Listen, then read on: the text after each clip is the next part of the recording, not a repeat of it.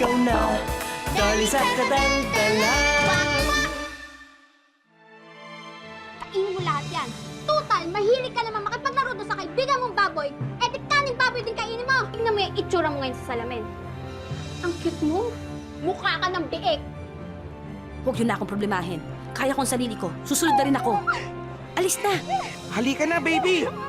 Humanda ka sa akin, bibi ka. Hindi ka makakatakas. Beking na kang abutin mo saan. Kalbo ka sa akin. Goodbye, cruel world. Kwak! Kwak, kwak, kwak, kwak, kwak, kwak, kwak, kwak, kwak, kwak, kwak. Quack? Baby! Nagsasalita ka na! It's a miracle! Bobby, narinig mo ba yun? Nagsasalita na si Baby. At ang unang niyang salita ay quack! Napakasarap pakinggan. Parang musika sa aking tenga. Kwak, kwak, kwak, kwak ka dyan. Ano ka, bibi? Sasalta ka lang, saltang bibi pa. Kwak, kwak, kwak, kwak. Ang sinagot ng panalangin ko, nagsasalita na si Bebe. Kwak, kwak, kwak. Bakit? Uy, ba't mo hawak yan, ha? Bitawan mo yan, baka makasakit ka pa.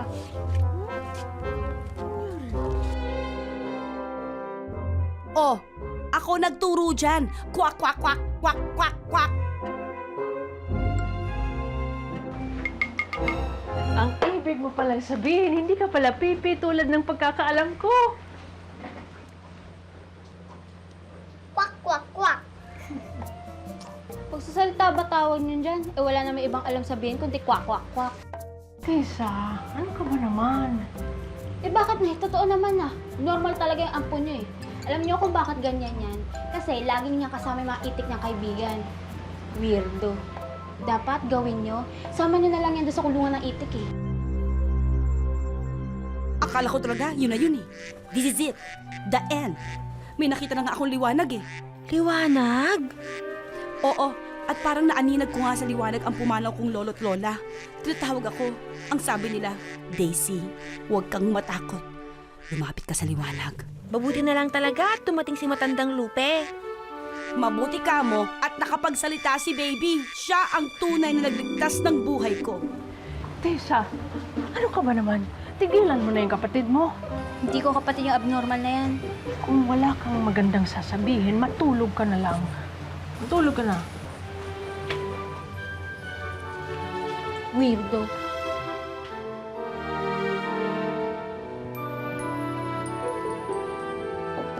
Huwag mo nang pansinin ang ate mo, ha? Basta ang importante, nakapagsasalita ka na natutuwa akong mabuting mabuti. Kwak, kwak, kwak, kwak. Natutuwa. Inumin mo yung gatas mo. Kwak, kwak. Kwak, kwak, kwak, kwak. Umpisahan natin sa letra A. Kumuha ka ng mga bagay dito sa bahay natin. Na mag-umpisa sa letra A. Uy, naku naman. Tamang-tama ang asin.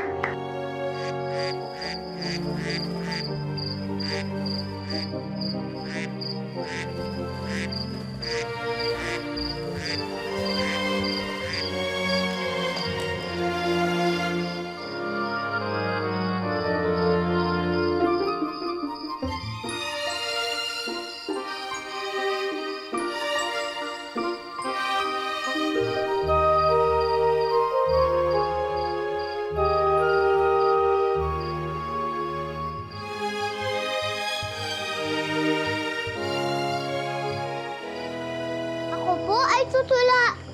Mahabang mahaba. Ako po ay uupo. Tapos na po. Ang galing-galing naman ang baby ko. Naku. Talaga po. Kasi po, may magaling po nagturo sa akin. At ikaw po yun. Naku, nambula ka pa talaga. Hindi naman po ako nagbubuli eh. Sinasabi ko lang po ang totoo. At saka, ikaw po kaya nagturo talaga po sa akin tumula at magsalita. Di ba po, sabi nyo, nung bata po kayo, mahilig po kayong tumula. Kaya paglaki ko po, magiging katulad nyo po ako kasi po, Manang-mana po ko sa inyo. Kung talaga, naku.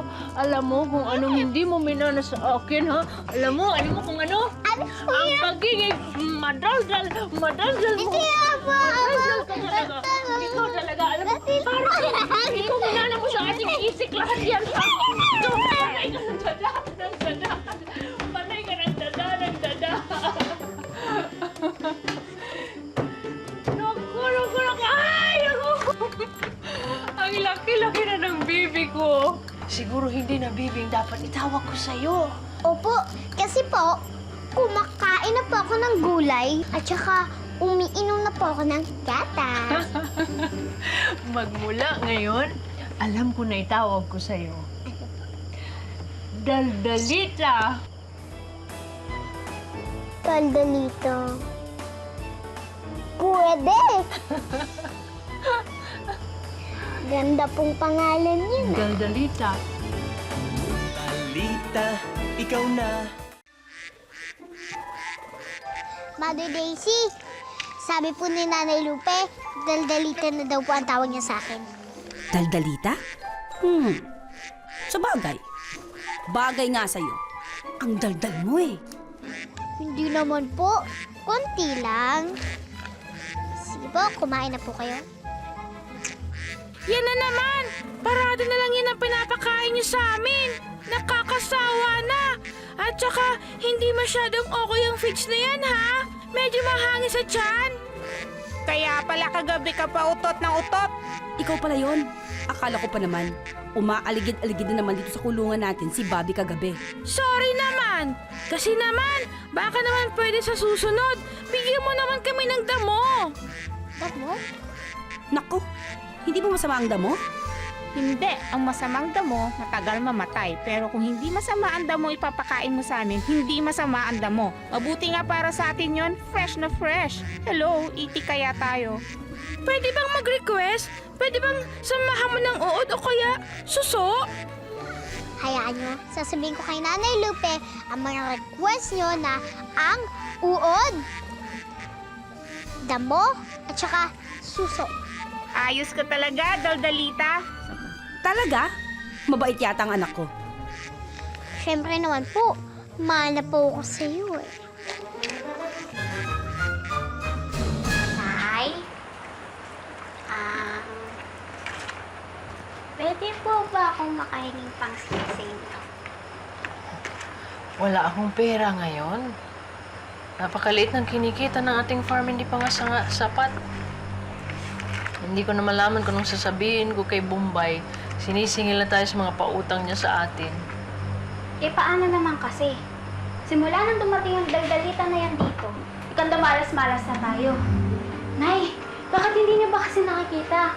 Yung Daldalita na yan ang malas dito sa buhay natin. Si Daldalita na naman ang nakita mo. Eh bakit? Totoo naman ah. Simula nang dumating yung Daldalita na yan, ay, Diyos ko po, sunod-sunod ang malas. Saan ba si Daldalita? Bumalik ko. Sana nga mawala na lang siya tapos di na bumalik. Sorry, Macau. Di bali naman, mapupuno na tong balde. Alam mo naman, gustong-gusto ng mga tao ang gatas mo. Kasi ito ang pinakamasarap at pinakamalinamnam na gatas sa buong mundo. Kaya naman gusto kitang binibigyan ng gatas eh. Paano naman ako? Para mo namang sinabi na wala akong pakinabang dito. Hindi ah, masarap din kaya ang gatas mo. Mas lalo na kapag ginawang keso. Pero alam mo, kung ano talaga ang masarap sa'yo, B? Kaldereta, kambing! Ganon? Eh, kailangang mamatay muna ako. Ano naman ang masama doon? Namatay ka nga, pero binigay mo naman ang buhay mo para sa kabutihan ng nakakarami. Che! Palibhasa, walang gustong kumain sa'yo dahil punggok ka. Excuse me, hindi punggo. Vertically challenged. And for your information, masarap kaya ang lahi namin. Hindi nyo na itatanong ang lolo ko. Hindi lang basta nilitsyon, dinala pa siya sa Cebu. Kaya nga ang kinalabasan niya, lechon Cebu. Sosyal yun eh. Wala kayo sa lolo ko. Ang lolo ko, sa Japan pa pinadala. Ang kinalabasan niya, baby, masosyal yun. Wala kayo sa lolo ko. May sosyal bang kambing? Wala. Kaya ang lolo ko buhay pa. Eh yung sa inyo, sosyal nga, patay naman. Nandito ka lang pala. Kinagatasan ko lang naman po si Macau eh. Nakikipag-usap ka na naman sa mga hayop. Nanay Lupe, sabi ko ng mga pato, nag-request po sila eh. Balitan daw po yung fees nila ng masyado daw po kasing mahangin sa sand. Balitan daw nga po kasi ng damo, uod, at saka suso. Yet, kadiri naman mga itik na yun. Alam mo, hindi ko alam kung talagang maniniwala ako sa'yo kung kinakausap ka ng mga hayop na yan o talagang magaling ka lang gumawa ng kwento. Hindi po, kinakausap po talaga po nila ako. Kinakausap ka talaga? Oo na. Sige na. Alam ko naman nung una kitang kinupok, talagang special ka talaga. Ikaw din po, special ka po, nanay. Kasi po, ako po nagmana po sa inyo kasi maganda po kayo. Hindi na yata ako makakasama sa inyo eh. Sinay kasi, di ako binigyan ng pangsini. Kasi naman eh, bakit ba kasi nagdagdag pa ng palamunin? Basta maganda yung buhay namin. At bakit ba hindi na napapansin na yung daldalitan na yung visit sa buhay namin? Ah, eto pa ha. Simula nung nasutong magsalita yun, ay, hindi na tumigil. Naririndi na nga ako sa boses nun eh. Puti pang pipi na lang siya. Baka naman naiinis ka lang kay Daldalita kasi cute siya. Samantalang ikaw, hindi. Che, di kaya siya cute. Maputi lang siya, no? Mukha kaya siyang tiyanak. Alam mo, Tessa, nakakatawa ka. Kasi ang bata-bata ng kaaway mo, ang dali-dali lang kaya yun iligaw. Kaya ikaw, Tessa, tigilan mo na nga yung pag-emote mo dyan. Ililibre ka na lang namin ng sine. Halika na.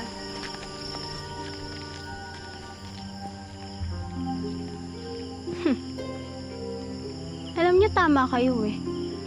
Dapat, iligaw na lang siya. Na parang pusa.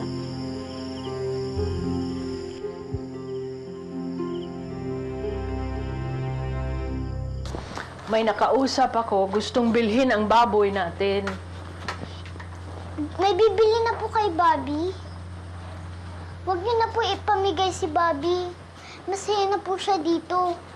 At saka, kapag pinamigay po yun, sigurado po magiging malungkot po yun.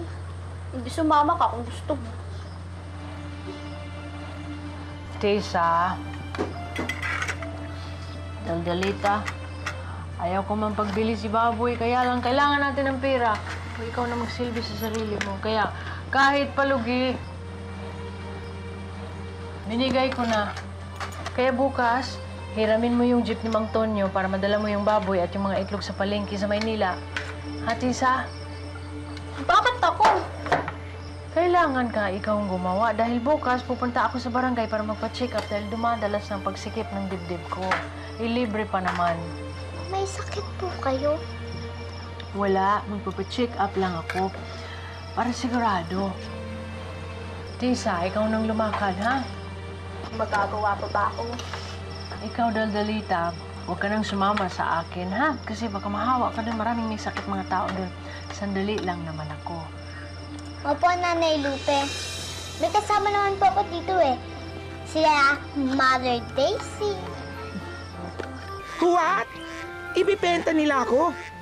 Hindi na ako dito titira.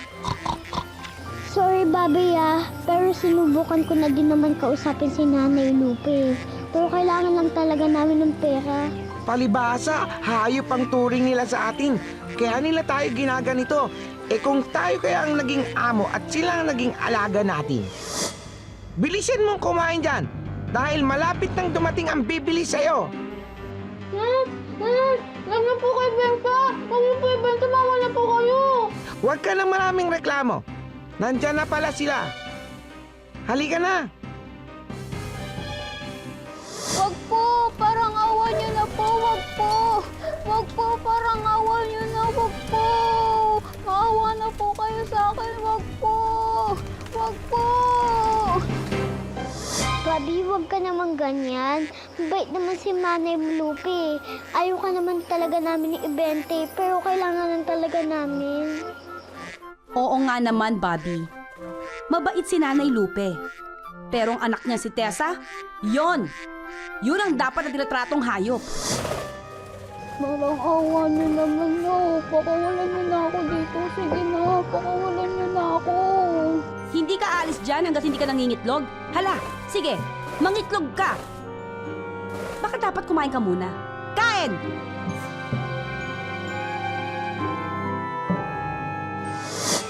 Sana nga mangyari yun sa totoong buhay. Mali po, nag-iisip po tayo ng masama sa ibang tao. Pero aminin mo, bagay sa kanya ang maging itik. Pero ibebenta pa rin nila ako. Mawawala na ako dito. Magkakahiwa-hiwalay na tayo. Kawawa naman si Bobby. Ang lungkot-lungkot niya.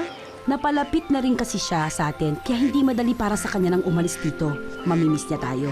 Wala na kasing pamilyang si Bobby, kaya tayo ang tinuturing niyang pamilya. Mamimiss ko din naman po siya. Kasi po kayo po ang naging pamilya ko. At saka po si Nanay Lupe at iba po pong mga hayop dito.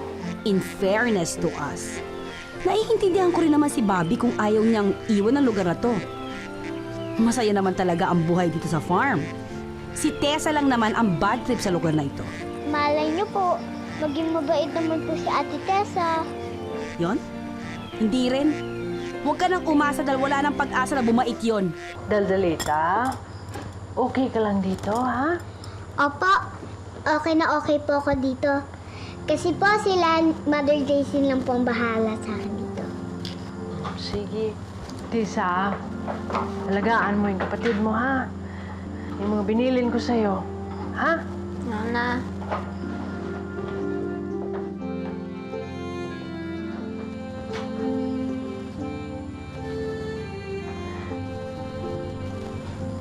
Gusto mo sumama sa akin? Ayoko, sabi kasi ni Nanay Lupe, dito lang daw po ako. Ako na lang bahala sa kanya magpaliwanag na pinilit kitang sumama sa akin. Mo kasi gusto ko tayong makasama eh. Kasi di ba kapatid kita. Tsaka alam ko, hindi ako masyadong naging nice sa'yo. Kaya gusto kong bumawi. Hindi ka na muna sa akin. Kung gusto mo, isama mo na lang yung kaibigan mong itik para hindi ka naman mainit dun sa biyahe. Sige po, sasama po ako sa'yo. Yan.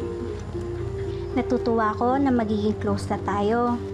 Pinapangako ko sa'yo na ito yung araw na hindi mo makakalimutan.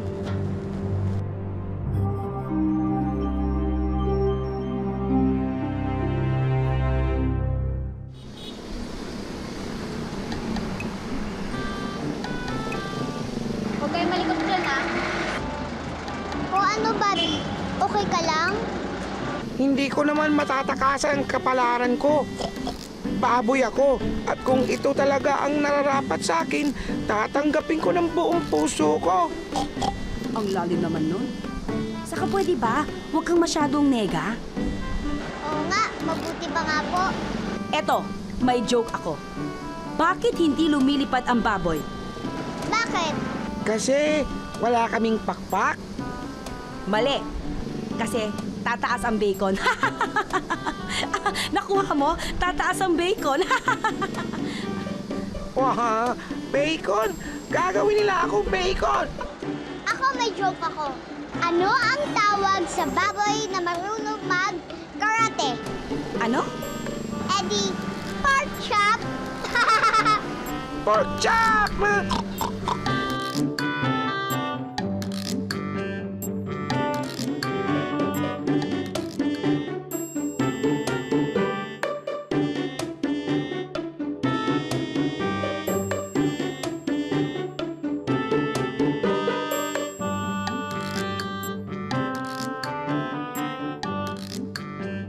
Wow!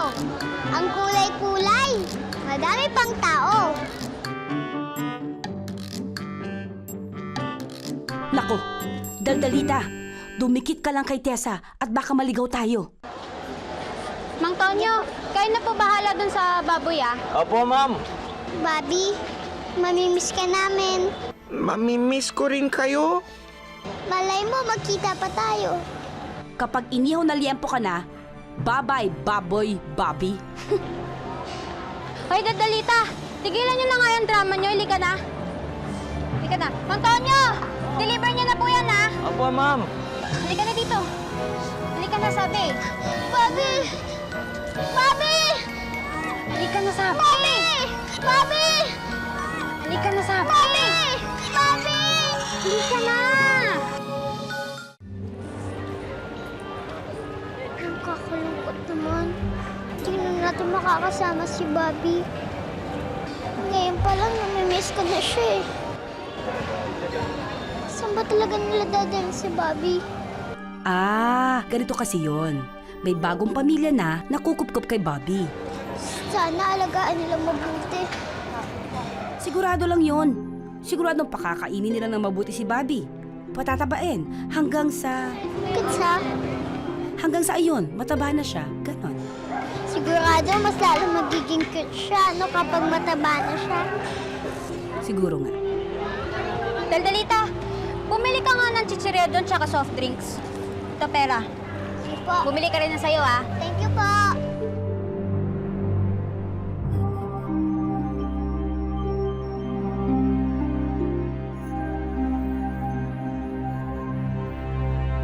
Oh, tingnan niyo po.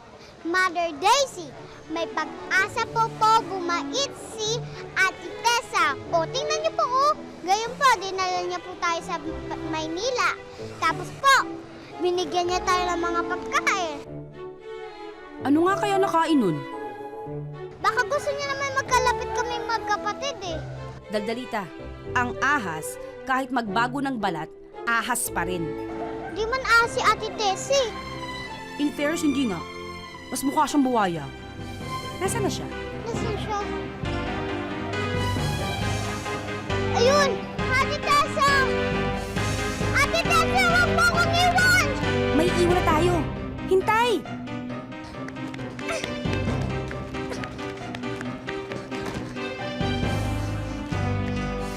Ate Tessa!